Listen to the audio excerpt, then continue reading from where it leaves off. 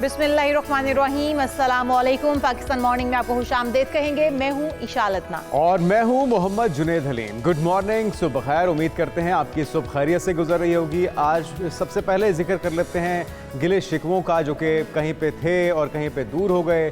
मामला है खलील रहमान कमर और माहिरा खान के दरमियान नोक झोंक का सरजंग जारी थी, जो अब ठंडी हो गई है।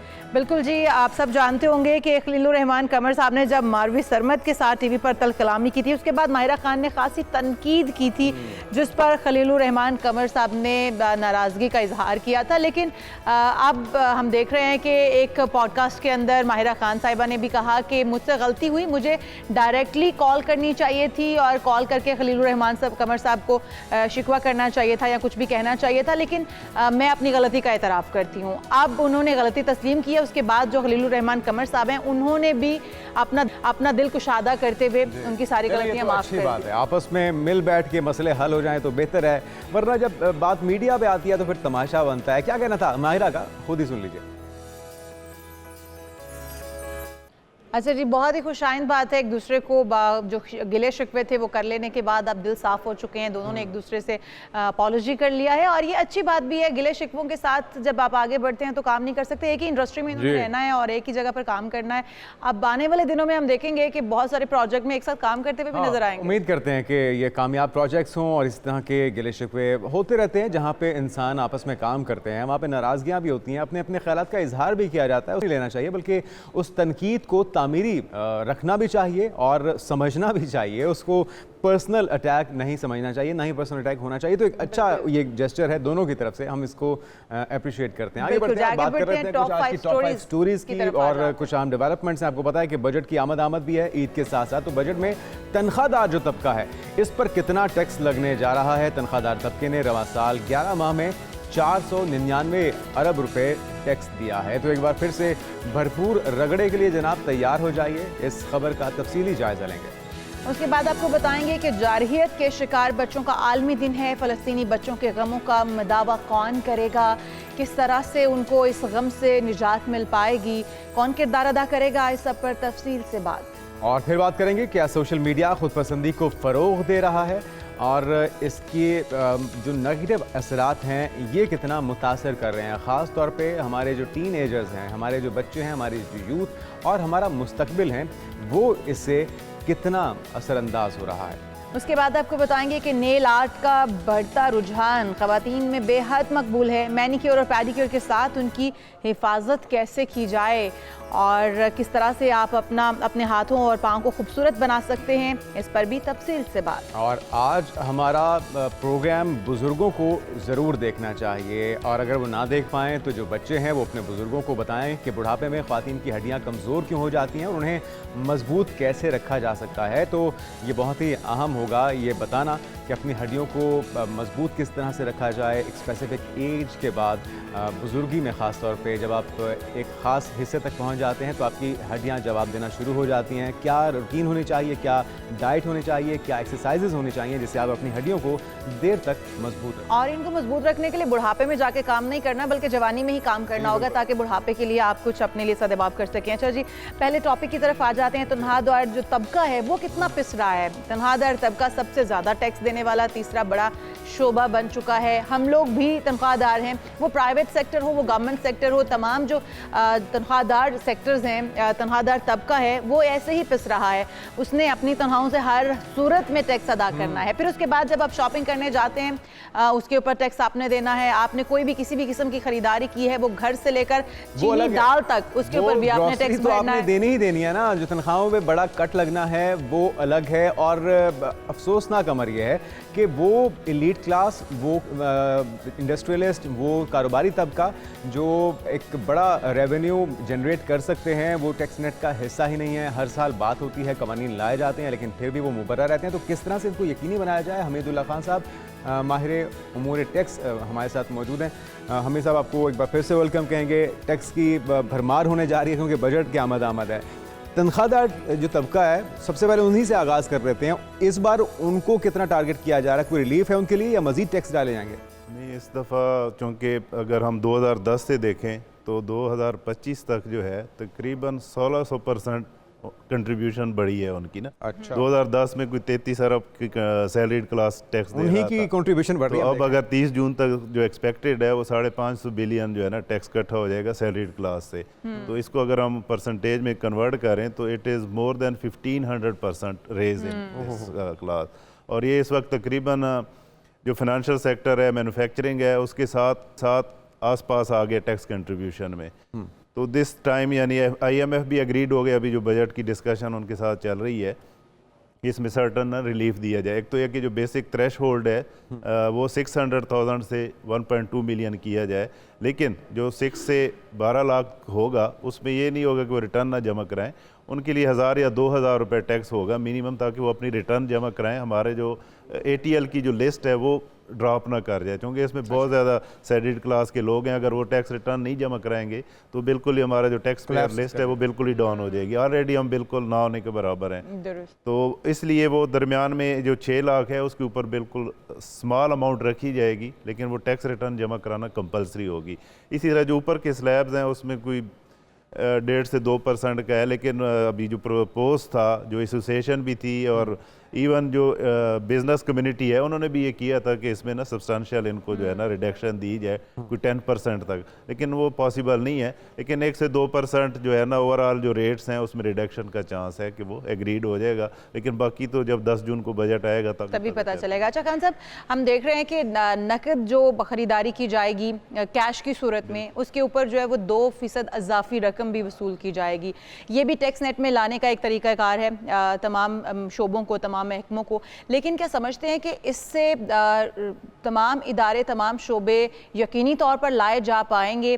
क्योंकि टैक्स अहदाफ पूरे करने के लिए सब कुछ किया जा रहा है। अगर टैक्स अहदाफ इस तरह से पूरे नहीं हो पाते हैं तो फिर यकीनी तौर पर मुझ पर, आप पर, वही टैक्स जो सैलरी पर्सनस हैं उनके ऊपर, या फिर जो छोटे कारोबार करने वाले अफराद हैं उनके ऊपर बोझ पड़ता है। हमारे बिजली के अंदर हमारे टैक्सेस में भरमार होती है, पेट्रोल की कीमतें बढ़ जाती हैं, दीगर चीज़ों की कीमतें बढ़ जाती हैं।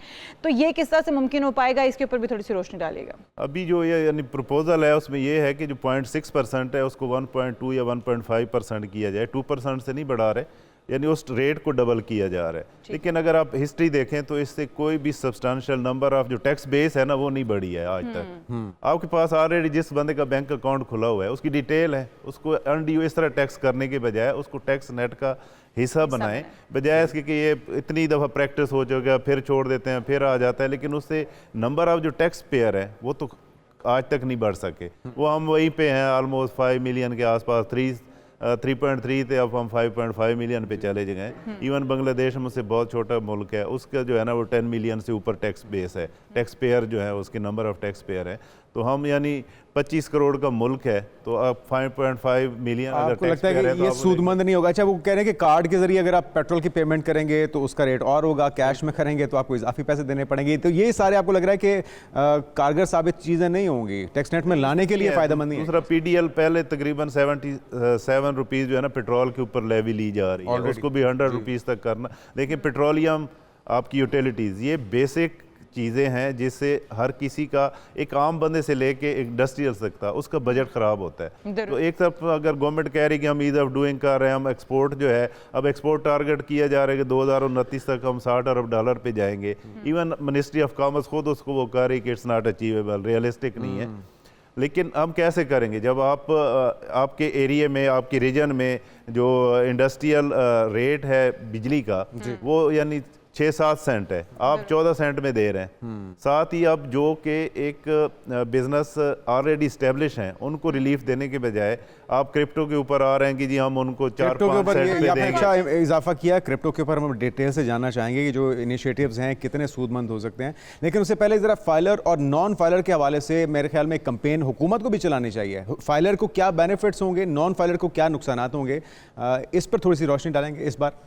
नहीं, उसमें भी यानी इस वक्त यही हो रहा है कि हम जो नॉन फाइलर कैटेगरी है उसको टोटल एबॉलिश कर रहे हैं, ख़त्म कर रहे हैं। लेकिन इसका कोई वो नहीं है, माँ सिवाय विद होल्डिंग टैक्सेस के बेनिफिट के, उसके अलावा कोई नहीं है। और जो लोग टैक्स नेट में नहीं है, मसला क्या है हमारा कि टैक्स नेट में जो बंदा आ जाता है उसी के लिए ही सख्तियां हैं, उसी को ही स्क्रू अप किया जाता है, उसी को यानी इतने रगड़े लगाए जाते हैं, ऑडिट उसका हो रहा है, उसके ऊपर यानी जो भी सिस्टम में चेंजेस हैं वो उसके ऊपर हो रही हैं। तो वो लोग कह रहे हैं कि हम डबल जो विदहोल्डिंग टैक्स है वो डबल पे कर लेंगे, लेकिन पार्ट अभी जिसने एक दफ़ा विदहोल्डिंग टैक्स पे कर लिया है उसको आप फोर्सली जो है ना पार्ट ऑफ सिस्टम बनाए। ये तो कोई वो नहीं है कि जी एक बंदे ने, मैं फाइलर हूँ, मैं 1% दे रहा हूँ किसी चीज़ के ऊपर, आप सॉरी आपको कह रहा हूँ, सामने बैठे हैं, आप नॉन फाइलर हैं तो आप 2% दे रहे हैं, तो आप तो हैप्पी हैं क्योंकि ना आपको नोटिस आना है, ना आपको कोई ऑडिट होना है, ना कुछ होना है। इसलिए लोग बेहतर है मैं 2% दे के एक ही दफ़ा जान छुड़ाऊँ बजाय कि मैं इतने आके FBR को फेस करता रहूँ। दूसरा है कि जो हमारी यानी ये बॉडी है टैक्स कलेक्शन की, इसको हमने इतनी अनड्यू पावर्स अथॉरिटेटिव एक वो इदारा बना दिया कि लोग उसके पास से गुजरना जो है ना खौफ महसूस करते हैं, हरासमेंट महसूस करते हैं। इसको हमें एक कमर्शियल इदारे के तौर पे करना चाहिए। देखें ना, कोई भी कंपनी होती है, आप नेस्ले देख लें, अब उनके जो मार्केटिंग टीम है वो कैसे जाके अपने जो है ना टारगेट करते हैं, कैसे यानी अच्छे तरीके से रिस्पेक्टेबल तरीके से। तो FBR भी ऐसे ही एक कमर्शियल इदारा है गवर्नमेंट का, ना कि एक अथॉरिटेटिव। आपने अनड्यू पावर्स दे दी हैं, वो जो चाहते हैं कर लेते हैं, गलत असेसमेंट होती है, कोई पूछने वाला ही कोई। बिल्कुल सही कह रहे हैं खान साहब, जिस तरह से आप कह रहे हैं कि दीगर ममालिक के साथ आप मुवाजना कर रहे हैं पाकिस्तान का, और आप कह रहे हैं कि वहाँ पर तमाम लोग ही ऑलमोस्ट जो है वो टैक्स नेट के अंदर हैं, वहाँ पर टैक्स कलेक्शन किसी और अंदाज में होती है। पाकिस्तान के अंदर ईस्ट गोइंग बिजनेस के लिए भी आपको अपॉर्चुनिटीज़ नहीं दी जाती बल्कि डिस्करेज किया जाता है। हमने पिछले दिनों देखा कि सोलर पैनल लगाने वालों के ऊपर भी अब टैक्स की भरमार कर दी गई है कि उनको भी इजाफी जो है वो टैक्स भरना पड़ेगा, या फिर वो जो बिजली की कीमतें हैं उनको अलग से मिलेंगी। ये जो तरीक़ाकार है गवर्नमेंट का, ये कितना डिस्करेजिंग है कि जो बिजनेस कर रहे हैं या जो एनर्जी सेक्टर के अंदर पार्टिसिपेट करना चाह रहे हैं खुद से, उनको डिस्करेज करना। और फिर जो दूसरा आप टैक्स नेट की बात ही कर रहे थे कि दीगर ममालिक के अंदर और हमारे यहाँ पर कोई बेनिफिट्स नहीं है। अगर कोई टैक्स पे कर रहा है, जिस तरह आपने भी कहा कि उनको ज़्यादा रगड़ा दिया जाता है, बिल्कुल। तो अगर दीगर ममालिक में टैक्स पे किया जाता है उनको उसी तरह की सहूलियात मिलती हैं, उसी तरह से फैसिलिटेट किया जाता है। हमारे यहाँ पर वो नहीं है, टैक्स देना ही नहीं चाहते हैं लोग। तो कितना ज़रूरी है कि पहले रिफॉर्म्स लाई जाएँ, पहले लोगों को अवेयरनेस दी जाए और लोगों को कुछ करके दिखाया जाए कि ये आपके लिए आसानियां हैं अगर आप टैक्स देते हैं तो। नहीं, इसमें सबसे जो बड़ा हर्डल है ना वो ट्रांसपेरेंसी है। जब आपको पता हो कि मैं ये पेमेंट दे रहा हूँ वो कहाँ जा रही है। आज तक ये चीज़ किसी को पता नहीं है कि यार ये टोटल हर साल जो है ना बजट में खेलते हैं जी। लेकिन अब दूसरा ये कि सबसे बड़ा अलमिया क्या है जी हमारा, मैं अपना अगर बजट, अगर मेरा खर्चा है 20,000, मेरी आमदन है 15,000, तो मैं क्या करूँगा? गवर्नमेंट को इन उस पर हर साल अब हम क्या कर रहे हैं, इस वक्त अगर जो 4 चीज़ों के एक्सपेंस निकाल लें, हमारा कोई 13,000 अरब के करीब ना रेवेन्यू प्रोजेक्ट किया जा रहा है। IMF ने कोई 14,300 का हुआ है, गवर्नमेंट 13,000 का रही है।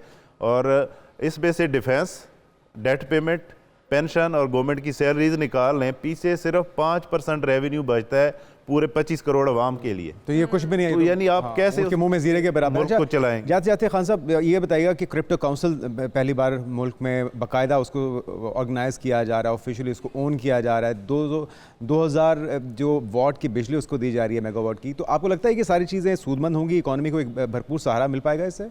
नहीं, जो बिजली दी जा रही है ना वो सिर्फ माइनिंग के लिए होगी। जी जी, बाहर हो रहा है, यहाँ पे यानी डाटा सेंटर्स बनेंगे, उसके सिस्टम लगेंगे, उसके ऊपर चलेंगे और वो उससे पैसे लेंगे। अब उसमें कल हम लाहौर चैम्बर में बजट के ऊपर ही एक सेशन था हमारा, तो वहाँ पे भी जो इंडस्ट्रियलिस्ट थे वो इस चीज़ को वो अपोज कर रहे थे। अच्छा। कि जो ऑलरेडी डेवलप्ड सेक्टर हैं, जो ऑलरेडी रेवेन्यू जनरेटेड सेक्टर है, उसको तो आप 14 सेंट पे दे रहे हैं और यहाँ पे आप 4-5 सेंट की बात कर रहे हैं। तो इसका तो अभी पता ही नहीं है कि इससे कुछ होना है या नहीं होना। तो इसको यानी वो तो डिस्करेज कर रहे थे कि हुकूमत को होश के ना, थोड़ा सा ये कि उनको ट्रस्ट और इस तरफ आना चाहिए कि जो ऑलरेडी हम डेवलप्ड सेक्टर है, हम कंट्रीब्यूट कर रहे हैं, हम एक्सपोर्ट में कर रहे हैं, तो हमें उस चीज़ को यानी हमें इंसेंटिवाइज करना चाहिए कि हम टेस्टेड हैं। अब जो चीज़ अभी टेस्ट ही नहीं है, सारी प्रोजेक्शन है, बातें हैं, खूबसूरत बातें हैं, यानी हुकूमत का यही तो तरीका कार है, पता ही नहीं चलता कि बजट जो है वो कहाँ पर जाता है और कहाँ पर नहीं, आवाम को सहूलियात नहीं मिलती। और जिस आप सेक्टर्स की बात कर रहे हैं, जो बड़े इस वक्त इंडस्ट्रियलिस्ट हैं, वो तो शिकवा क्यों ना होंगे क्योंकि उनकी इंडस्ट्रीज बंद पड़ी हुई हैं, उनको कोई उस तरह से इस्लाहात हो नहीं रहे। ना तो लार्ज स्केल चल रहा है, ना आपका SME सेक्टर चल रहा है। अब बाकी मुल्कों की जो ग्रोथ है एक्सपोर्ट की, इस वक्त आपका जो SME सेक्टर है, अब वो गवर्नमेंट के जो इदारे हैं वो ये कह रहे हैं कि 5.2 मिलियन SMEs हैं। अब आपका टोटल जो टैक्स पेयर है वो 5.5 मिलियन है। एटलीस्ट कि वो डॉक्यूमेंटेड ही नहीं है। आप सारा यानी वो झूठ के हवा ऊपर मबनी है। अगर आपके पास 5.2 मिलियन SMEs हैं तो उनको तो कम से कम NTN देना। बिल्कुल ठीक। जब वो आ जाएंगे और प्लस इंडिविजुअल हो जाएंगे तो आपका 10 मिलियन पे तो उससे आराम बेहतरी से की चला उम्मीद की जा जाए। सकती है। जब आप बहुत कर ही शुक्रिया। नहीं रहे इस Thank तरफ you से so यानी much. बातें Thank कर you रहे so हैं। much. बहुत हमीद शुक्रिया। साहब हमारे साथ मौजूद थे और उम्मीद करते हैं कि इस्लाहात बेहतर होंगी और जो सिर्फ कारोबारी तबका टैक्स नेट में लाएं, सिर्फ तनख्वाहदार को ही रगड़ा लगाने से बात नहीं बनेगी। यहाँ पर एक ब्रेक शामिल करते हैं। ब्रेक से जब वापस आएंगे तो उसके बाद बात करेंगे आलमी दिन की, जो बच्चों के साथ जारहियत और तशद्दुद किया जा रहा है, मासूम बच्चों के लिए आलमी दिन मनाया जा रहा है। लेकिन एक ब्रेक के बाद इस पर बात करेंगे। Stay with us.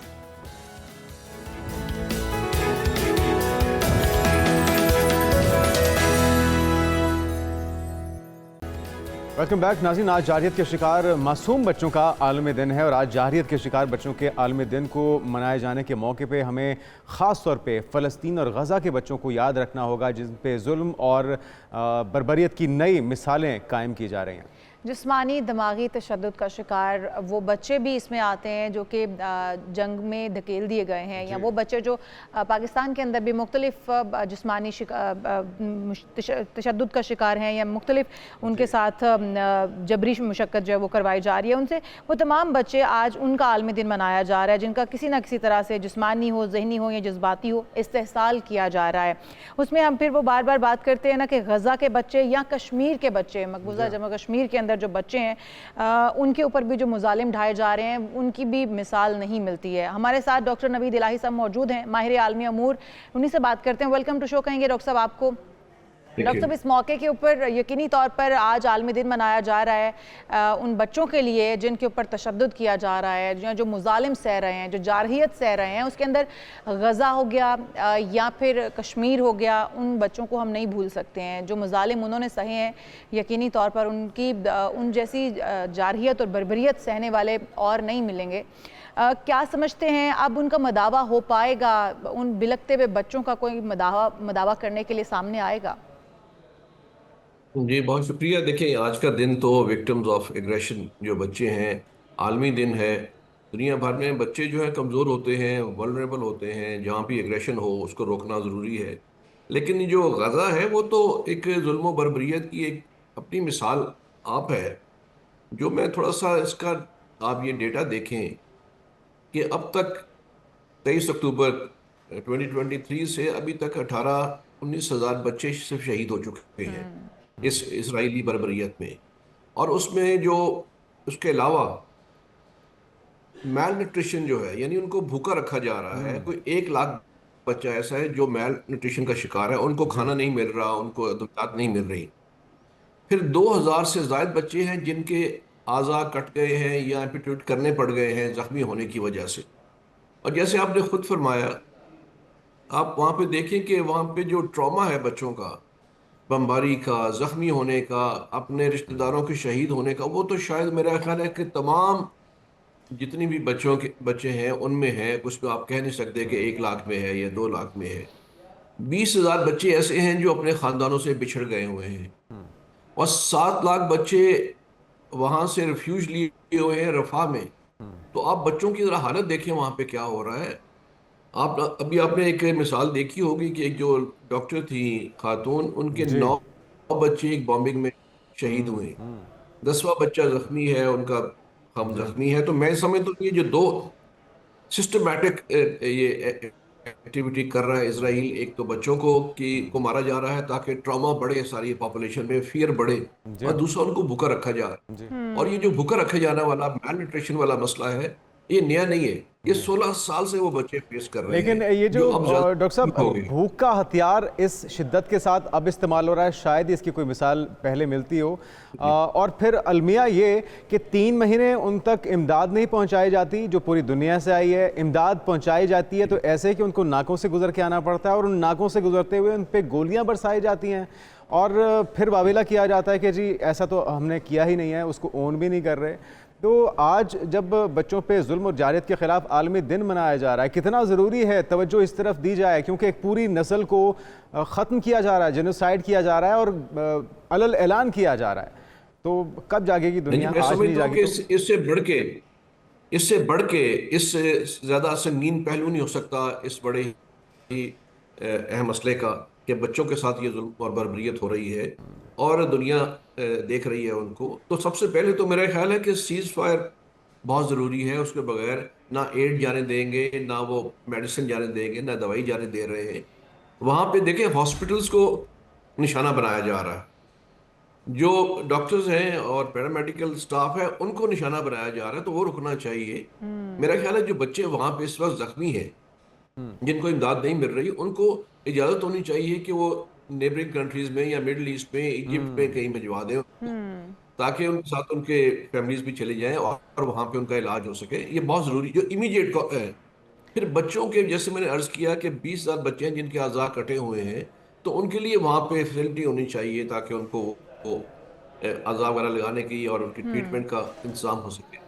तो ये जो तमाम चीज़ें हैं ये अभी इमीडिएटली करने वाली हैं। लेकिन हॉस्पिटल्स जंगबंदी, की आप जिस तरह से सीज फायर की बात कर रहे हैं, इससे पहले भी सीज फायर तो होते रहे हैं, लेकिन उन सीज फायर्स पे अमल दरामद होना और फिर कारबंद रहना, यकीनी तौर पर इसराइल की जानिब से उसकी खिलाफ वर्जियाँ की जाती रही हैं, वायलेशंस होती रही हैं, और फिर सीज फायर के दौरान भी जिस तरह से हमने देखा कि बर्बरियत और जारहियत नज़र आई, उसकी भी मिसाल नहीं है। तो इसको अब कौन यकीनी बनाएगा? आपको नहीं लगता कि आलमी दिन मना लेना काफ़ी नहीं है? पूरी दुनिया इस वक्त आलमी दिन मना रही है, तो अगर इस आलमी दिन की अहमियत ही उजागर नहीं होगी, आलमी दिन का पता ही नहीं है अहमियत क्या है उसकी, और जो बच्चे हैं वो नज़रअंदाज कर दिए जाएंगे, तो फिर आलमी दिन मनाने का तो कोई मकसद ही नहीं रहा। तो ये अक़वाम आलम किस वक्त जागना चाहिए?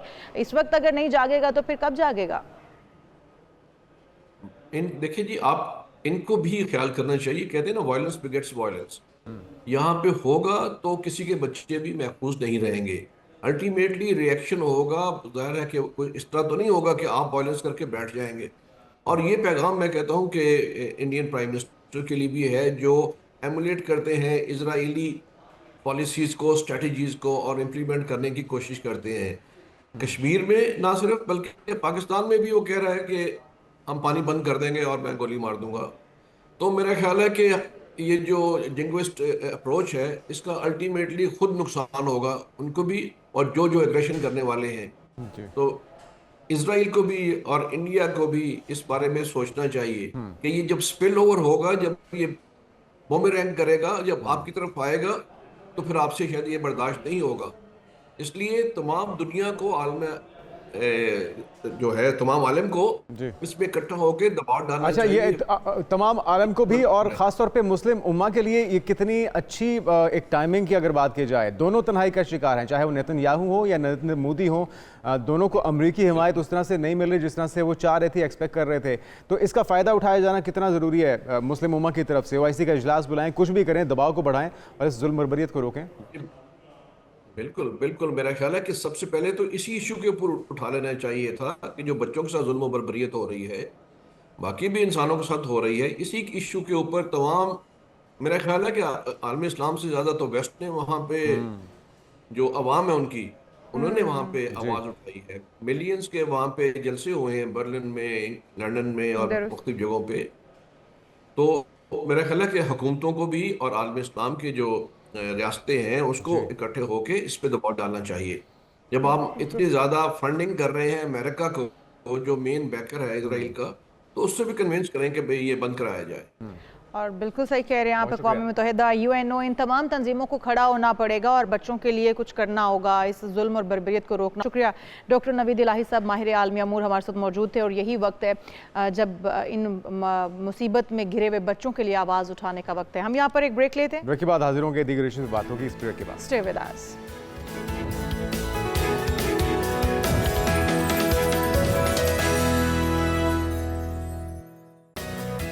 प्रोग्राम में एक बार फिर से आपको खुश आमदेद कहते हैं और बात करते हैं मार्गला हिल्स नेशनल पार्क की, जहां पर कुदरत ने इतना हुस्न बखेर रखा है, इतनी खूबसूरती है, नेचुरल खूबसूरती के तारीफ के बिना नहीं रह सकते हम। लेकिन वहां पर जो सयाह उस खूबसूरती को देखने जाते हैं, उस जगह को एक्सप्लोर करने जाते हैं, वो वहाँ पर इतना गंद फैला कर आते हैं, कचरा फैला कर आते हैं। अगर आपने जूस पिया उसका बॉक्स आप वहाँ फेंक देंगे, अगर आपने बॉटल पिया तो वहाँ पर आप फेंक देंगे।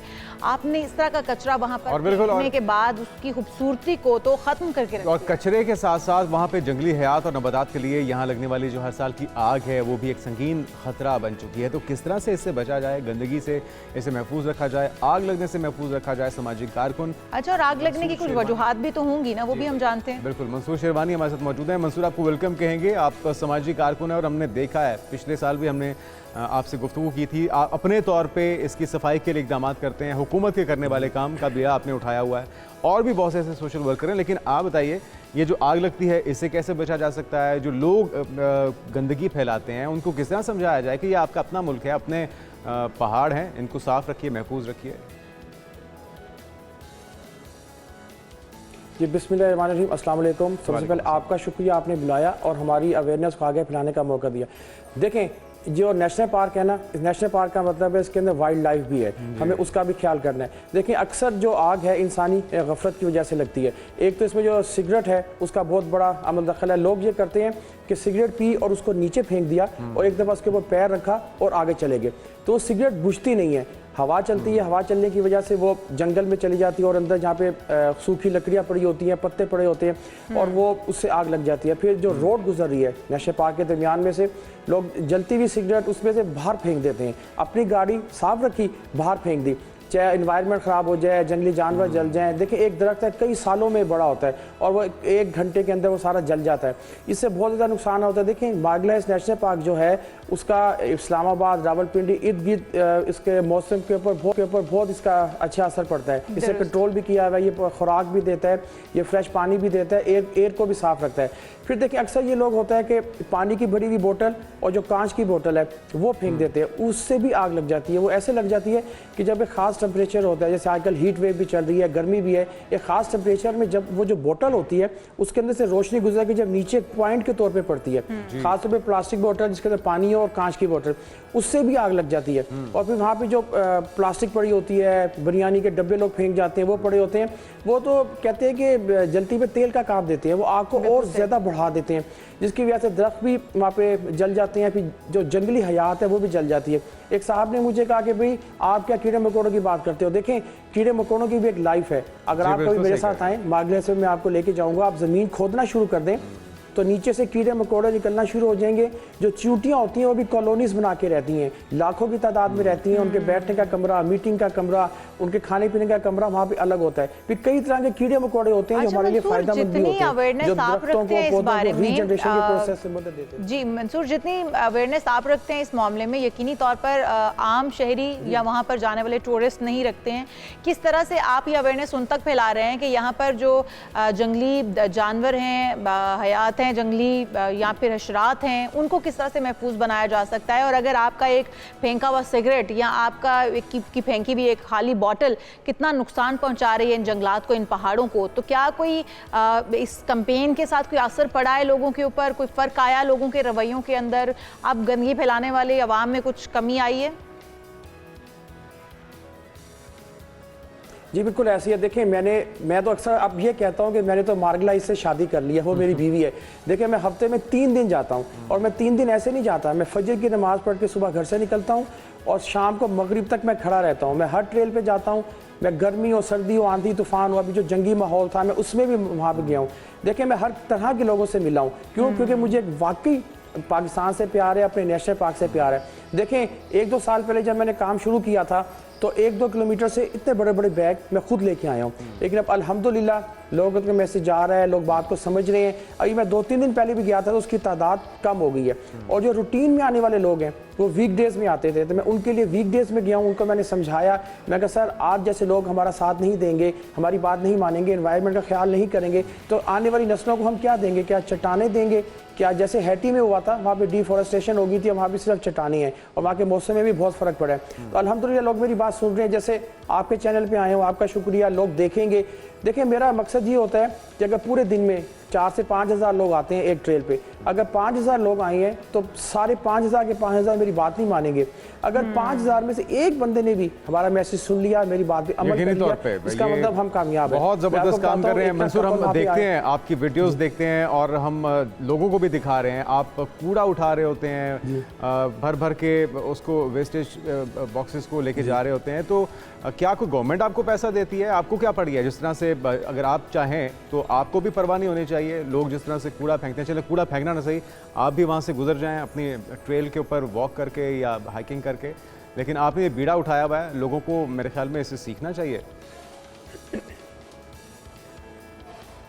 जी बिल्कुल, ऐसे देखें, लोग ये समझते हैं कि शायद मैं चैनल्स पे जा रहा हूँ या मेरी वीडियोज़ इतनी अच्छी होती है, मैं कोई लाखों रुपए कमा रहा हूँ। बिल्कुल भी ऐसी बात नहीं है। मैं एज अ वॉलंटियर काम करता हूँ, रज़ाकाराना तौर पे, ठीक है। कोई मुझे पैसा नहीं देता, ना मैं मांगता हूँ। देखिए, क्योंकि मेरे अंदर एक जोश है, जज्बा है। मैं यानी कि चाहता हूँ कि ये हमारा जो पाकिस्तान है ये, और ये हमारा जो नेशनल पार्क है, सारे जंगलात हैं, ये सरसब्ज़ और शादाब रहें क़यामत तक। और मैं ना सिर्फ मार्गलेस नेशनल पार्क को बल्कि पूरे पाकिस्तान को कचरा फ्री और प्लास्टिक फ्री करना चाहता हूँ। देखिए, लोग यहाँ पे मुझे देख के कई दफ़ा मेरे साथ शामिल भी हुए हैं। मैंने तल्ख रवैयों का भी सामना किया, लेकिन लोगों ने मुझे सराहा बहुत। लेकिन हमारे अंदर ना एजुकेशन की बहुत कमी है। मैं चाहता हूँ कि गवर्नमेंट ना स्कूल लेवल से एनवायरनमेंट की एजुकेशन शामिल करे। मेरे घर में हमारी हमसाएं हैं, उन्होंने अपने घर गई तो उनके मियाँ ने कहा कि भाई जिस बाजी जो आपकी फ्रेंड है, उनका जो बेटा है तो वो तो बड़ा ही गरीब है बेचारा, कचरा उठाता रहता है सारा दिन और कचरा बेच के गुजारा करता है। यानी कि आप इन लेवल देखें, अगर कोई कचरा उठा रहा है या अपने मुल्क को साफ कर रहा है, अपने नेशनल पार्क को साफ कर रहा है, तो लोग समझते हैं कि ये पता नहीं बेचारा गरीब सा है या इसको कोई और काम नहीं मिलता।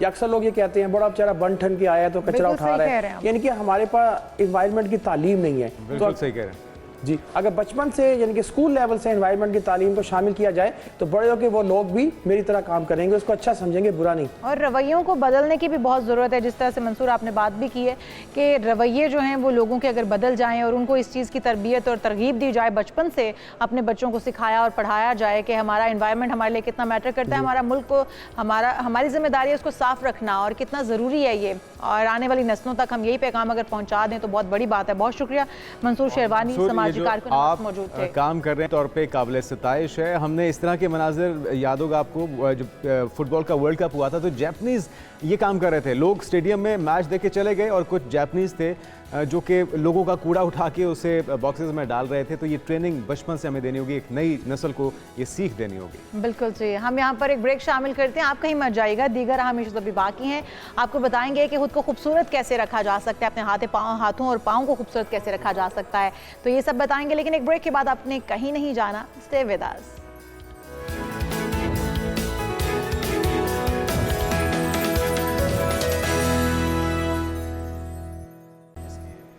प्रोग्राम में एक बार फिर से आपको खुशामदीद कहते हैं और अभी हम बात कर लेते हैं हमारा बड़े इंपॉर्टेंट टॉपिक जो है वो हमारे पास मौजूद है कि बुढ़ापे में ख़वातीन हों या मर्द हजरात हो, उनको एक शिकवा रहता है कि उनकी बोन्स जो हैं वो अब दर्द करना शुरू हो गए। घुटनों का दर्द जो कि बहुत ही आम है, वो मर्द हों या ख़वातीन हों। फिर शोल्डर्स दर्द करना, खिंचाव हो जाना, आपके मसल्स पुल हो जाते हैं, आपको ऐसा लगता है जैसे आपकी हड्डियाँ बुरबुरी हो जाती हैं। कैल्शियम की कमी लोग ये समझते हैं, आयरन की कमी समझते हैं, लेकिन असल वजूहात क्या हैं?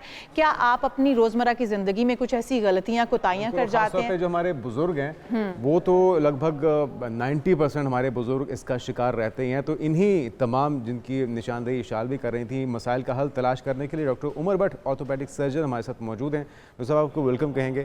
तो क्या कुछ होना चाहिए? एक तो ये कि जब तकलीफ शुरू हो जाए, हड्डियाँ कमज़ोर हो जाएँ, मसाइल शुरू हो जाएँ, उस पर भी बात करेंगे। लेकिन उससे पहले क्या लाइफस्टाइल, क्या रूटीन, किस तरह से अपने आप को ऐसा बनाएं हम कि ये नौबत ही ना आए? देखिए, जिस तरह आप नई गाड़ी ख़रीदते हैं, अगर आप उस गाड़ी को गंदे तरीके से इस्तेमाल करेंगे, खड्डों में गुजारेंगे, उसको इंजन फ़िल्टर चेंज नहीं करेंगे, तो वो गाड़ी अगर ब्रांड न्यू 20 साल चलना है तो वो 5 साल में ख़राब हो जाती है। इसी तरह ह्यूमन बॉडी भी वैसी ही है। अगर आप ह्यूमन बॉडी को ख्याल रखेंगे, उसका वेट अब नहीं बढ़ाएंगे ज़्यादा, एहतियात से उसको इस्तेमाल करेंगे, एक्सरसाइज रेगुलर करेंगे, अपनी डाइट को मेंटेन रखेंगे। अब एविडेंस पब्लिश हो चुके हैं कि जो लोग रेगुलर एक्सरसाइज करते हैं उनमें रिस्क ऑफ आर्थराइटिस और ऑस्टियोपोरोसिस कम है बनिस्बत उन लोगों के जो एक्सरसाइज बिल्कुल नहीं करते। इसी तरह जो ओवरवेट लोग हैं उनमें डिजीज़ के चांसेस ज़्यादा हैं बनिस्बत उनके जिनमें वज़न कम है। इसीलिए आजकल इतना ज़्यादा हाइप क्रिएट हुई है पूरी दुनिया में में फास्टिंग के ऊपर, जो अल्लाह ताला ने हमें वैसे ही एक नेमत दी हुई है रोज़ों के सूरत में। तो पूरी दुनिया में कहा जाता है इंटरमिटेंट फास्टिंग, वो क्यों कहा जा रहा है कि आप अपने वेट को इतना कम कर लें कि आपकी बॉडी का लोड और रिक्वायरमेंट कम हो जाए। अब फ़र्ज़ करें जनरेटर है और जनरेटर पे 5 kVA की रिक्वायरमेंट है मैक्सिमम, आप उससे 20 का काम ले रहे हैं। तो ये चीज़ ह्यूमन बॉडी है। आपने जस्ट साइंस की बेसिक फंडामेंटल्स को अंडरस्टैंड करना है कि ह्यूमन बॉडी के ऊपर आप बहुत प्रेशर डालोगे, उसको नुकसान होगा। अच्छा, हम सबके घरों में कोई ना कोई ऐसा मरीज़ ज़रूर होता है। स्पेशली मैं ख़वातीन की बात इसलिए करना चाहूँगी क्योंकि ख़वातीन, मुझे ऐसा लगता है पर्सनली, शायद मैं गलत भी हूँ, कि ख़वातीन जिस प्रोसेस से गुजरती हैं थ्रू आउट अपनी होल लाइफ, यानी कि उन्होंने बच्चे भी पैदा करने हैं, प्रेगनेंसी भी गुजारनी है, तो उसके अंदर जो उनकी बॉडीज़ के अंदर डेफिशिएंसीज हो जाती हैं हड्डियों के अंदर, क्योंकि कहा जाता है कि जो बच्चे की बोन्स बनती हैं वो माँ की हड्डियों से ही सारा रस चूस कर बनती हैं। उसके बाद जो माँ के अंदर डेफिशिएंसी होगी, अगर उसको पूरा नहीं किया जाता ड्यूरिंग प्रेगनेंसी ही पूरा करना क्या बेहतर रहेगा, या उसके बाद भी ऐसे सप्लीमेंट्स या ऐसी डाइट्स आप ले सकते हैं कि आपकी वो डेफिशिएंसी कंप्लीट हो जाए और आपकी बॉडी के अंदर वो कमज़ोरियाँ और वो बाद में दर्द की या जॉइंट्स पेन की वजह ना बने? तो क्या ऐसा है, पॉसिबल है? बिल्कुल, बहुत अच्छा क्वेश्चन है। देखिए, सबसे पहले तो ये चीज़ अंडरस्टैंड करनी है कि फ़ीमेल्स और मेल्स में बहुत बड़ा फंडामेंटल डिफरेंस है। इसलिए कि फ़ीमेल का हार्मोनल जो बैलेंस है वो डिफरेंट है मर्दों से। फीमेल जब चाइल्ड बर्थ के टाइम पर उनको होता है तो उनके हार्मोनल इम्बैलेंस और हो जाते हैं, जिसके अंदर आपने जिस तरह सही निशानदेही की कि उनके वेट के ऊपर प्रॉब्लम पड़ता है, उनके साइकोलॉजिकल इफ़ेक्ट होता है, उनकी हड्डियाँ कमज़ोर हो जाती हैं। तो उसका सबसे बेस्ट तरीका यही है कि ड्यूरिंग प्रेगनेंसी भी लेडीज़ को चाहिए कि वो अपनी एक्टिविटीज़ को कंटिन्यू रखें। अब आप देखें यूरोप के अंदर वो लोग 9 मंथ प्रेगनेंसी के अंदर भी एक्सरसाइज कर रही होती हैं। वेट क्यों? इसलिए कि उन्होंने अपनी हड्डियों को कमज़ोर नहीं करना, प्लस वो सप्लीमेंट्स ले रही होती हैं। लेकिन आपने ओवर एक्सेसिव सप्लीमेंट्स भी नहीं लेने। आज के दौर के अंदर पाकिस्तान जैसे मुल्क में ये टेस्ट इतने सस्ते हैं कि कोई आदमी भी करवा सकता है, जिसमें बेसिक टेस्ट में विटामिन डी, यूरिक एसिड और कैल्शियम, अगर आप ये 3 टेस्ट करा लेते हैं और उसमें डेफिशिएंसी है तो इनकी मेडिसिन भी बहुत कॉस्ट इफेक्टिव हो चुकी है कि हर बंदे के लिए इजी है उसको ख़रीदना। तो आप अपने सप्लीमेंट को उससे रिप्लेस करें। प्लस डाइट के अंदर आपने कोशिश करनी है कि हाई फाइबर डाइट आप ली जाए, प्रोटीन का इंटेक आपका ज़्यादा हो, ख़ास तौर पे दालें जिस तरह हो गई उनमें बहुत प्रोटीन होता है, मीट हो गया। अब जो लोग बेचारे मीट अफोर्ड नहीं कर सकते उनके लिए दालें अल्लाह ताला ने रखी हुई हैं। अगर आप लोबिया खाते हैं, बीन्स खाते हैं, चने की दाल खाते हैं, उसके अंदर इतना हाई प्रोटीन है कि वो आपको सप्लीमेंट देगा। हमारे यहाँ एक और बहुत ज़्यादा ट्रेंड है कि हम यंग लड़कियाँ जो हैं वो ये फास्ट फूड बहुत ज़्यादा यूज़ करते हैं, जिनके अंदर बहुत ज़्यादा केमिकल्स होते हैं, कार्सिनोजेंस होते हैं, प्रोसेस फूड होता है।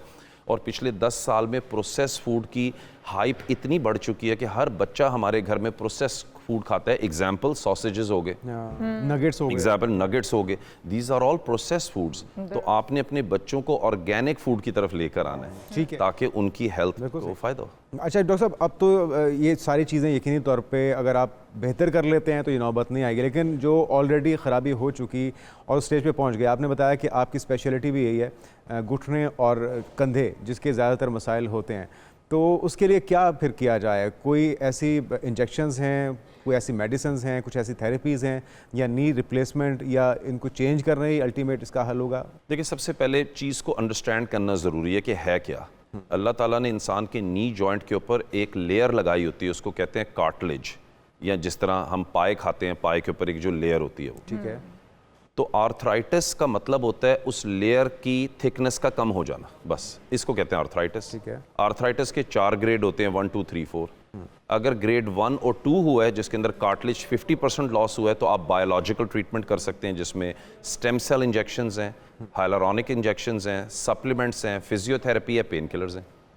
लेकिन अगर आर्थराइटिस ग्रेड 3 और 4 में चला गया, कि मतलब बिल्कुल कार्टिलेज घिस गया है, जिस तरह गाड़ी का टायर पूरा घिस चुका है और आपका पैर टेढ़ा होने लग गया है, सुबह उठते हैं पेशेंट को दर्द होता है, वॉशरूम जाते हैं दर्द होता है, नमाज नीचे बैठ के पेशेंट पढ़ नहीं सकता, गाड़ी में बैठ नहीं सकता, दिस मीन्स आर्थराइटिस एक्सरे के अंदर ग्रेड 4 में आ चुका है। ऐसी कंडीशन में बहुत अनलाइकली है कि बायोलॉजिकल ये मेडिसिन ठीक करेगी। तो हमारे पास 70 साल का ट्रैक रिकॉर्ड है और उसको कहते हैं जॉइंट रीसर्फेसिंग या नी रिप्लेसमेंट।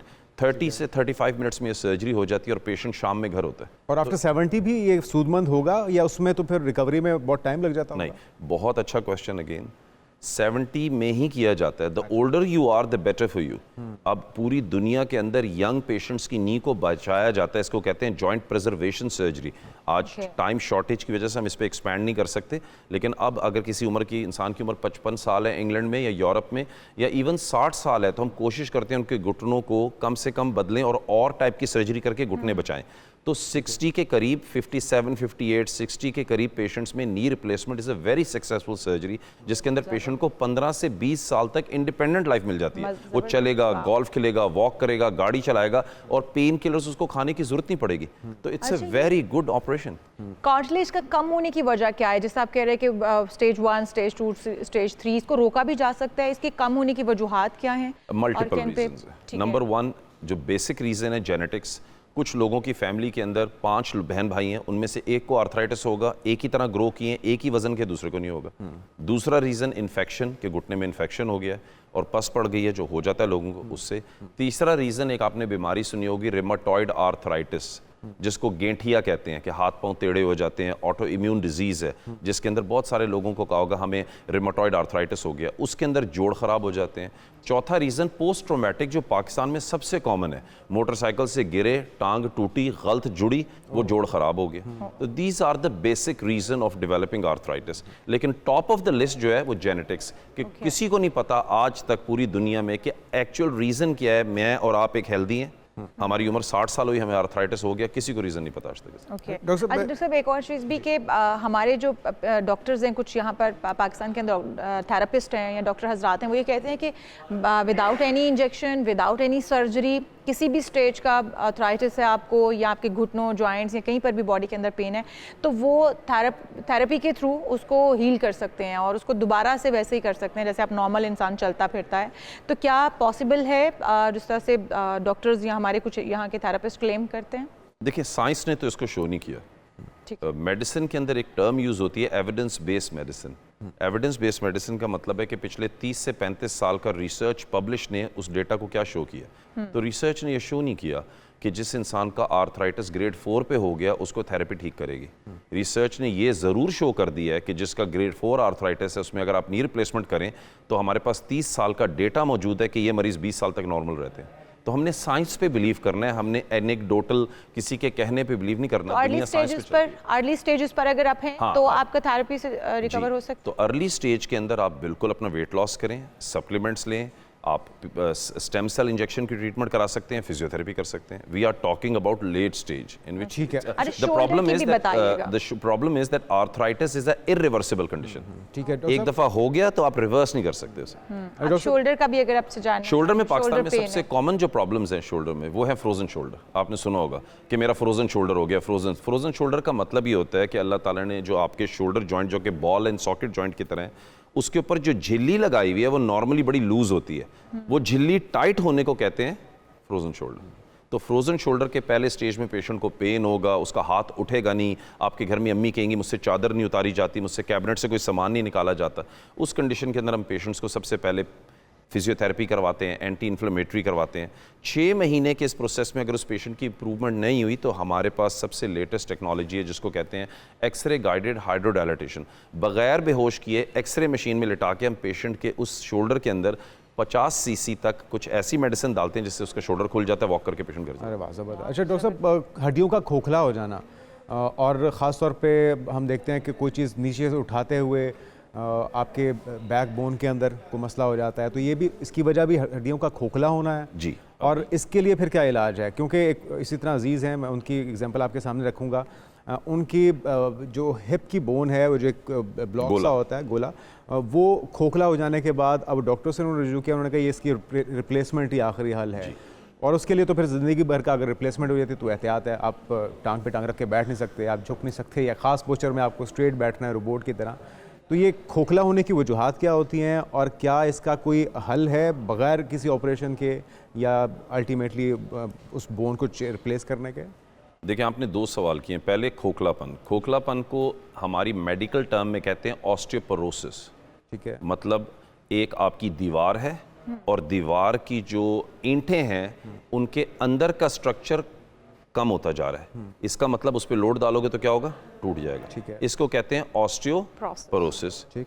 आपके पास एक दीवार है और दीवार के ऊपर जो हमने सीमेंट लगाया टाइल के साथ, सीमेंट की लेयर का वीक होकर सीमेंट का गिर जाना, इसको कहते हैं आर्थराइटिस। एक बड़ी सिंपल लैंग्वेज में समझा दिया। ठीक है। तो ऑस्टियोपोरोसिस के अंदर मरीजों की हड्डियों का जो बुरादा कमज़ोर हो जाता है वो हाई रिस्क पर होते हैं फ्रैक्चर के। ये बूढ़ी खातून नमाज पढ़ने के लिए या वजू करने के लिए अपनी टांग सिंक में डालती हैं, गिरती हैं, इनका हिप टूट जाता है। इसको कहते हैं fracture neck of femur.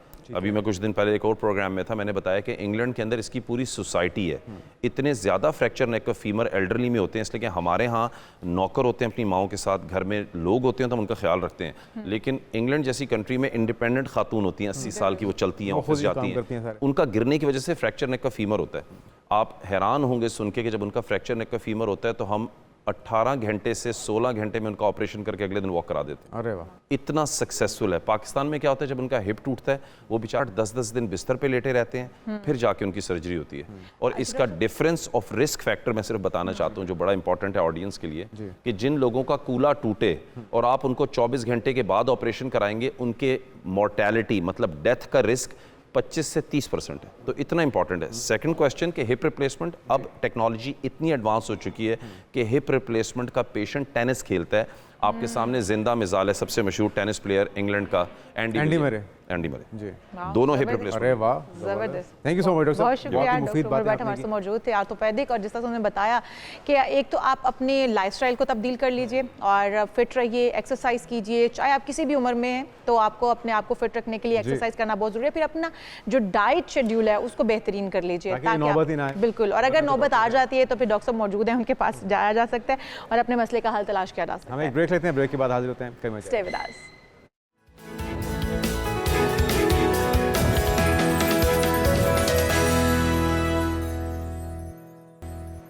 Programme में एक बार फिर से आपको खुश आमदीद कहेंगे। और जब प्रोग्राम का आगाज़ हुआ था तो हमने आपको बताया था क्योंकि ईद का आगाज़ होने जा रहा है और ईद की आमद है, तो मैनिक्योर और पेडिक्योर, हाथों को और पाँव को किस तरह से खूबसूरत रखा जाए। और मर्द भी, मैं आपको बताऊं, स्पेशली हाथ पाँव ही देखते हैं अक्सर, तो शौहर जो है वो तनकीद का निशाना भी बना रहे होते हैं। कि मर्द भी अब ये करवाने लग गए, मर्द भी करवाते हैं। नहीं, मैनी पेडी तो करवाते हैं। नेल आर्ट की भी हम बात करेंगे। हाथों को खूबसूरत रखना या पाँव को खूबसूरत रखना, आपकी पूरी शख्सियत जो है वो आपके हाथों और पाँव के ऊपर डिपेंड कर रही होती है। सलून्स, आधे पार्लर्स को तो मर्दों ने कब्जा किया होता है। बिल्कुल ऐसा ही है। मैं देखती हूँ मसाज बैठ के करवा रहे होते हैं मर्द हजरात, नेल आर्ट तो नहीं, सॉरी, लेकिन मैनी और पेडी करवा रहे होते हैं। तो हमारे साथ मौजूद हैं Pinky, nail lounge by Pinky से। वेलकम टू शो कहेंगे पिंकी आपको। Thank you. और क्योंकि आप यहाँ पर मौजूद हैं तो हमने सोचा कि अब आपसे पूछते हैं कि क्या कुछ होना चाहिए और क्या ट्रेंड्स जो है वो कुछ तब्दील होते हैं सीजन्स के साथ, ईद त्यौहार के साथ। नॉर्मली हम देखते हैं कि बस मैनी पेडी हो रहा होता है या फिर फ्रंच ज़्यादा से ज़्यादा हो जाते हैं। आजकल क्या ट्रेंड में इन है? और आजकल तो वो सीजन ईद का मौका है। पहले तो खैर थैंक यू वेरी मच आपके बुलाने का, थैंक यू। अभी तो खैर ईद का टाइम है, ईद की तैयारियां आपको पता है सब ख़वातीन की मसरूफियात ऐसी होती हैं कि जोड़ों से मैचिंग हर चीज़, ज्वेलरी से लेके नेल पेंट्स, हर चीज़ इंक्लूड होती है। तो सबकी जो है ना इस वक्त जो तैयारियां फोकस हैं अपनी सारी ग्रूमिंग पे इस वक्त। हर किसी ने अपना रुख किया हुआ है, कोई नेल्स, मैनिक्योर, पेडिक्योर, बाल, लैशेस, हर फोकस हो रहा है। बाकी अगर नेल्स के सर्विसेज देखी जाए तो वो मुझे लगता है कि अब मर्द हजरात इस चीज़ को ज़्यादा बेहतर जानते हैं, उनको अब ज़्यादा इस चीज़ की नॉलेज है। उनको ज़्यादा होता है कि यार तुम जाओ जाके मैनिक्योर पेडिक्योर कराओ, जबकि पहले थोड़ा बताते हुए डिफ़िकल्ट लगता था। क्योंकि मैंने जब इसको स्टार्ट किया तो 2007 की बात है, तो मुझे ख़वातीन को बताते हुए भी मुश्किल लगता था क्योंकि इसकी एक्रेलिक्स की अवेयरनेस कम थी। बट अब इतना आसान हो गया ना कि अब तो बंदे भी कहते हैं अच्छा नेल आर्ट, मतलब वो हर कोई अपनी जो है ना वाइफ को, बहन को, अपनी अम्मी को मोटिवेशन दे रहे होते हैं कि जाएं आप करवाएं। बिल्कुल, मतलब आपकी एक पर्सनालिटी में मुझे ऐसा लगता है कि जो नेल बाइटर्स भी होते हैं, आप एक शख्सियत ऐसी इंसान की एक निकल के बाहर आती है कि जब आप किसी से बात कर रहे होते हैं तो सबसे ज़्यादा अपने हाथों को यूज़ कर रहे हो। तो हाथों को, पाँव को, और को आप अपने समय बात भी करी थी कि किसी से पूछा गया कि सेलिब्रिटी थी, किसी अदाकार से पूछा गया कि आप ख़वातीन को देखते वक्त सबसे पहले क्या देखते थे, उसने कहा कि मैं पाँव और हाथ देखता हूँ। तो ये बड़ी कॉमन चीज़ हो गई है। वो कहते हैं ना गाड़ी खरीदते वक्त भी जी पहले गाड़ी के टायर देखे जाते हैं, तो मेरे ख्याल में ख़वातीन भी सबसे पहले मर्दों के पाँव देखा करें क्योंकि गाड़ी तो वही है, चलना तो उन्होंने। अच्छा, तो अभी रश को किस तरह से मैनेज कर रहे हैं? रश बहुत ज़्यादा हो चुका है, अपॉइंटमेंट पहले लेनी पड़ रही है लोगों को? नहीं, मेरा तो शुरू दिन से जो है ना, मेरा 12 महीने 12 साल में वॉक इन काम करती हूँ। अच्छा, ठीक। मैं बाय अपॉइंटमेंट काम, जो पहले आ जाए उसका ट्रीट। जो पहले आ जाए उसका काम हो जाता है। और लेकिन हमारे होता है कि हम थोड़ा फेयर तरीके से काम करते हैं कि जो पहले आता है उसी की बारी आती है। ऐसा नहीं कि जो बेचारा 8 घंटे से खड़ा है तो आगे से मेरा कोई मिलने वाला आ गया तो मैं उसको प्योरिटी पे कहूँ कि नहीं तुम। ज़्यादा डिमांड किस चीज़ की है? ख़वातीन क्या पसंद कर रही हैं?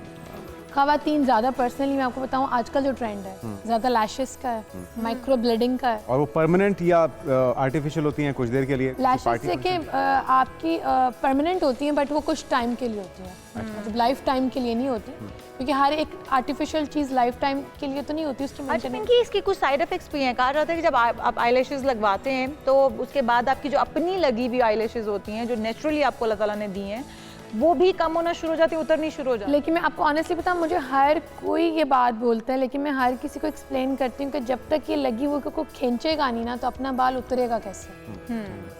बैठे बैठे आपको अभी मेरी उतर के बाहर आ जाए। अच्छा नहीं, हम देखें केमिकल का रोज़ मैडम इस्तेमाल करते हैं। मेरी आईलैशेस एक टाइम पे बहुत घनी थी, लेकिन आहिस्ता आहिस्ता क्योंकि डेली बेसिस पे मेकअप होता है, इतने इतने घंटे मेकअप का रहना, फिर उसके बाद आप जब आंखों को रब करके मेकअप उतार भी रहे होते हो, सॉफ्टली भी चेक कर रहे हो, तो आपकी आईलैशेस कहीं ना कहीं कमज़ोर बाल है ना, तो वो बाल जब सर के कमज़ोर हो रहे हैं तो आपकी आईलैशेस के भी कमज़ोर होते हैं, तो गिरना शुरू हो जाता है। मैं नेचुरली, मैं वैसे टेक्निकली एक बात है जिस पर आप शायद एग्री करें, औरत जब आफ्टर मैरिज जब आपके बेबीज़ होते हैं ना तो उसमें बहुत सारे मल्टीविटामिन्स की कमी हो जाती है। तो मुझे लगता है कि एज फैक्टर से पहले इंसान जो ना अपने हेयर, अपनी चीज़ों से लॉस करना शुरू हो जाता है, अपनी स्किन से, अपने वेट गेन हो जाते हैं, बंदा डी शेप हो जाता है, बहुत सारी चीज़ें।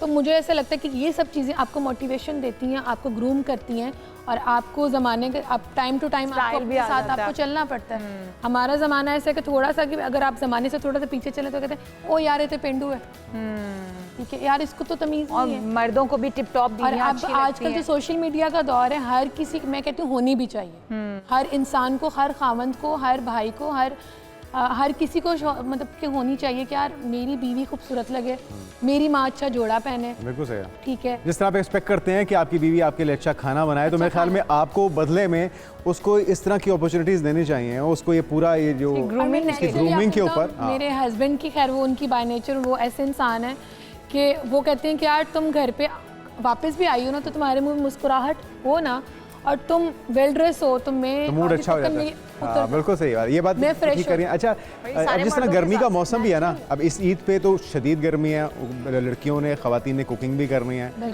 तो उस तरह उनको भी मशवरा दीजिए, क्या कुछ ट्रीटमेंट हो सकता है आपके पास भी और क्या कुछ उन्हें करवाना चाहिए ताकि वो ईद भी गुजार लें अच्छे से और बाकी किचन के काम और जिम्मेदारी। देखिए मैनीपेडी तो मस्ट है, अभी मैनिक्योर तो मस्ट कराना चाहिए क्योंकि सब खवातीन ने किचन में जाना है, सब ने गोश्त में हाथ डालना है, खाने बनाने हैं डेफिनेटली, तो मैनिक्योर तो जो है ना वो मस्ट है। अपने क्यूटिकल्स नीट कराएं, अपने फर्स्ट क्लास एक मैनिक्योर, फ्रेंच मैनिक्योर करा लें जो सब कपड़ों के साथ बाद में चला जाए। और खैर बाकी तो लोगों के अपने टेस्ट और अपनी और घर पे रहते हुए। अच्छा अभी ट्रेंड में वैसे क्या चल रहा है मैनिक्योर पेडिक्योर के बाद, जब नेल आर्ट की बात आ जाती है तो किस तरह का नेल आर्ट खवातीन करवा रही हैं और किस तरह का पसंद किया जा रहा है इस वक्त जो ट्रेंड में इन लोग? देखिए वैसे शख्सियत पर डिपेंड करता है, कोई बहुत ही लाउड होती हैं जिनको बहुत ज़्यादा लाउड मेकअप पसंद होता है तो उसी तरह उनको लाउड नेल्स पसंद होता है। उनको होता है कि प्रोमिनेंट अगर कुछ लगवाया है तो नज़र आना चाहिए।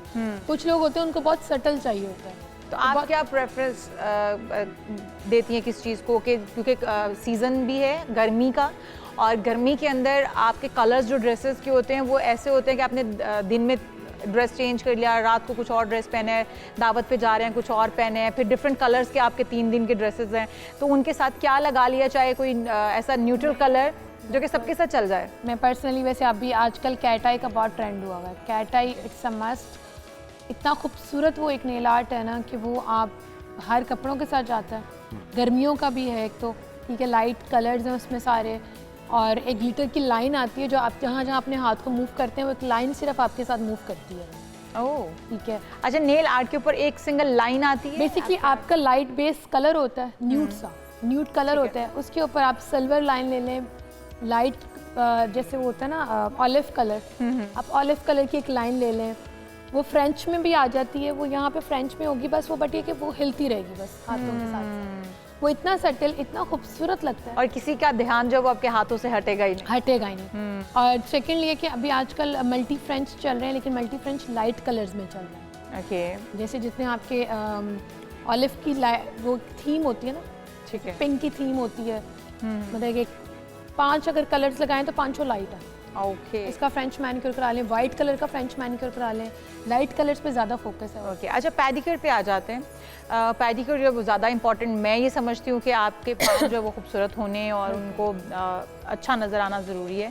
आपने हील्स पहननी है, आपने सैंडल्स पहननी है, आपने किसी भी तरह का कोई जूता पहनना है तो आपके पहनने चाहिए। तो उसके लिए आजकल ख़वातीन को क्योंकि ड्राइनेस होती है गर्मियों के अंदर, पाँव बहुत ज़्यादा ड्राई हो जाते हैं, स्किन ख़राब होना शुरू हो जाती है पाँव की, और कुछ लोगों को डस्ट एलर्जी होती है। मुझे बहुत ज़्यादा डस्ट एलर्जी है और जब मैं थोड़ा सा भी नंगे पाँव फिर लूँगी उसके बाद या मिट्टी में फिरूंगी तो उसके बाद क्या होना है कि मेरी स्किन को ऊपर से उतरना शुरू हो जाना है। तो उसके लिए क्या कुछ ट्रीटमेंट्स हैं आपके सैलून में अगर आया जाता है तो क्या कुछ हो? मैं वैसे पर्सनली आपको बताऊं, ये तो आपकी डेली केयर है, आपको सैलून में आप डेली तो नहीं आ सकते, बिल्कुल नहीं आ घर में आपको करना चाहिए।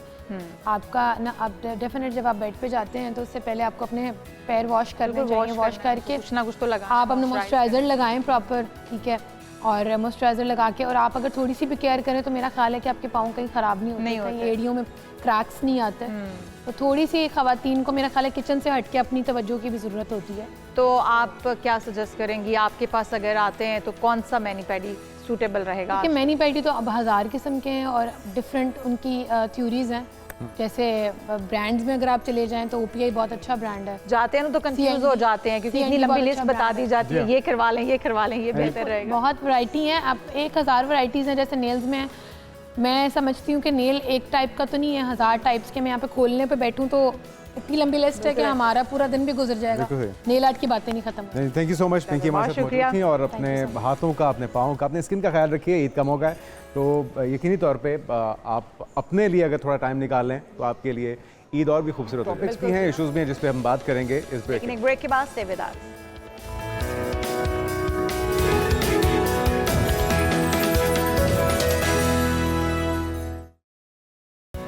एक बार फिर से आपको कहेंगे खुश आमदीद। और अब बात हम करेंगे नाज़रीन खुद पसंदी की। खुद पसंदी की वजूहात क्या हैं, उसकी अलामात क्या हैं और उससे छुटकारा मुमकिन कैसे हो सकता है?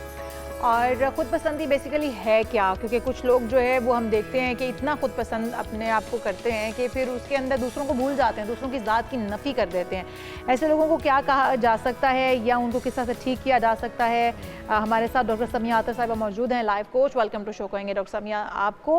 डॉक्टर साहब, आप पहली बात तो ये कि ख़ुद पसंदी और ख़ुद एतमादी, इसमें बताइएगा कि क्या फ़र्क है, और फिर खुद पसंद जो लोग हैं वो दूसरों के लिए या अपने लिए किस हद तक खतरनाक साबित हो सकते हैं? जी, खुद पसंदी जो है वो बेसिकली अगर हम उसको डेप्थ में जाकर देखें तो it comes from a broken ego, broken self esteem. एक बहुत लो सेल्फ एस्टीम का इंसान जो होता है वो खुद पसंदी का शिकार होता है। खुद पसंदी में हम ये समझते हैं कि हम सबसे अच्छे हैं और बाकी तमाम हमसे कमतर और हकीर हैं। इसी तरह हम खुद लोगों से बुरा सलूक कर रहे होते हैं, लेकिन हम ये समझते हैं कि हम एंटाइटल्ड हैं एक अच्छे सलूक के, एक स्पेशल ट्रीटमेंट के। तो खुद पसंदी जो है वो एक बहुत लो सेल्फ एस्टीम का इंसान होता है ठीक जिस है, जो ये एग्जिबिट करता है। उसके मुकाबले में खुद एतमादी होती है। खुद ठीक है। एतमादी जो होती है वो इंसान का अपनी जात पर एक ऐसा एतमाद होता है कि जिसमें उसको खुद की सलाहियतों पर तो एतमाद होता है, लेकिन उसमें वो लोगों को हकीर नहीं समझता। ठीक है। बिल्कुल ठीक है। जो चाहिए जो फ़र्क जो तो समझ बेसिक आ गया हमें कि खुद जी पसंदी जी और खुद एतमादी में फ़र्क क्या है। खुद पर एतमाद करना, खुद पर भरोसा होना, अपनी सलाहियतों पर भरोसा होना, और फिर दूसरी तरफ कुछ ऐसे कमतरियाँ जिसके ऊपर आप जो है वो अपने आप को ही सिर्फ देखते रहना, दूसरों को नुकसान लेकिन एक और पहुंचाना। चीज़ भी है कि हम डॉक्टर साहब देखते हैं सोशल मीडिया कितना फ़रोग दे रहा है इस खुद पसंदी की आदत को। लोग अपने वीडियोस, अपनी पर्सनल लाइफ के बारे में अपनी तस्वीर शेयर करते हैं और फिर तवक्को कर रहे हैं अब इस पर लाइक्स मिलें, इसको ज़्यादा से ज़्यादा पसंद किया जाए। तो ये लगता है कि बहुत ज़्यादा बढ़ावा देने में किरदार अदा हो रहा है सोशल मीडिया की तरफ से भी। बिल्कुल। अनफॉर्चुनेटली सोशल मीडिया ने जो एक बहुत नेगेटिव रोल प्ले किया है वो ये किया है कि हमारी सोशल लाइफ और हमारी पर्सनल लाइफ में बहुत ज़्यादा डिस्क्रिपेंसी है, बहुत तजाद आ गया है। इंटरनली हम जो है वो एक अगर हम बहुत एक लो सेल्फ एस्टीम के अंदर भी होते हैं, हम एक बुरी चीज़ के अंदर भी होते हैं, जैसी भी हमारी आदतें होती हैं, लेकिन सोशल मीडिया के ऊपर हम अपने आप को कुछ और प्रेजेंट कर रहे होते हैं। हम ये देखते हैं कि अच्छा दुनिया किस चीज़ को पसंद करती है, तो आप ये समझे कि ये एक तरह की मुनाफकत भी है कि हम असल में कुछ और है लेकिन हम दुनिया के सामने कुछ और बन के आ रहे हैं। और इस चीज को तो ये जो सोशल मीडिया वॉर है जिसके अंदर लोग सिर्फ लाइक्स के लिए और पॉपुलर होने के लिए चीजें कर रहे होते हैं, तो ये एक बहुत ज्यादा इंसान के अपने अंदर बहुत ज्यादा इस कॉम्प्लिकेशंस आ जाती हैं, क्योंकि आप दो जिंदगियां जी रहे होते हैं और हमेशा इस खौफ का शिकार रहते हैं कि कहीं लोगों को आपका की असलियत ना पता चल जाए ना। तो ये फिर एक गैर डॉक्टर जरूरी समीर साहिबा, जो सेल्फ ऑब्सेस्ड होते हैं ये दूसरों के लिए कितना परेशानी की वजह बन जाते हैं। हम अक्सर औकात देखते हैं जो सेल्फ ऑब्सेस्ड लोग हैं वो सिर्फ खुद से मोहब्बत, वो मैं खुद से ही प्यार जताऊं वाली सिचुएशन में खुबे हुए होते हैं। उन्हें अपने इर्द गिर्द अपने बहन भाई, माँ बाप, बीवी बच्चे, शौहर कुछ भी नज़र नहीं आता। ऐसे लोग दूसरों के लिए कितने नुकसानदेह साबित हो सकते हैं? जी जी बिल्कुल, आपने दो लफ्ज इस्तेमाल किए हैं। असल में ये दोनों लफ्ज एक दूसरे से बहुत मुख्तलिफ हैं। एक है सेल्फ लव, खुद से मोहब्बत करना, और एक है सेल्फ ऑब्सेशन, खुद गर्जी जिसको हम कहते हैं। ठीक है, बिल्कुल सही। तो इनमें फर्क ये होता है जी, इनमें फर्क ये होता है कि जो खुद गर्ज इंसान होता है वो हर हाल में अपना फायदा चाहता है। बेशक उसको अपना फायदा हासिल करने के लिए किसी का कोई भी नुकसान करना पड़े। बिल्कुल ठीक। दूसरी निशानी ये होती है कि खुद गर्ज इंसान जो है वो अकाउंटेबल नहीं समझता अपने आप को। उस कि वो अपने किसी भी एक्ट के लिए, किसी भी बात के लिए कहीं पर कोई अकाउंटेबिलिटी है उसकी। दुरुस्त। ठीक है, वो अपने आप को अकाउंटेबिलिटी से बाला तर समझता है। जबकि जो इंसान हकीकी मानों में खुद से मोहब्बत करता है वो असल में खुदा से मोहब्बत करता है, क्योंकि हम खुद क्या है, हम अपने खुदा की तख्लीक है ना। तो जब हम खुद से मोहब्बत करते हैं, खुद की किसी खूबी को पसंद करते हैं, इस तरह के हम ये नहीं समझते कि दूसरा हमसे कमतर है या हकीर है, क्योंकि उसको भी अल्लाह ने खूबियां दी हैं, उसको भी उसी अल्लाह ने बनाया है जिसने हमें बनाया है। डॉक्टर साहब, लाइन कहाँ पे ड्रॉ करनी है? वो अल्लाह ताला की नेमतें, या जिस तरह से अल्लाह ताला ने कहा है कि मैंने तुम्हें बनाया है, जिस तरह से बनाया है उस चीज़ को एक्नॉलेज करें, उस नेमत को, उसके शुक्रगुजार बने, यहाँ तक तो ठीक है। लेकिन हम खुद गर्जी का शिकार ना हो जाएं, उसके लिए हमें क्या करना होगा? उसके लिए हमें किस तरह से खुद एहतसाबी करनी होगी या रोकना होगा कि इसके बाद जो है वो खुद गर्जी शुरू हो जाएगी? जी बिल्कुल, पहली चीज तो ये है कि ऑनर सेल्फ, ऑनर अदर्स। जिस तरह आपने खुद को ऑनर किया है वैसे ही आप दूसरों को भी ऑनर करें। और जब आप इस चीज के बिलीव करते हैं तो फिर आप ये भी बिलीव करते हैं कि अपनी असल में तमाम इंसान बराबर हैं।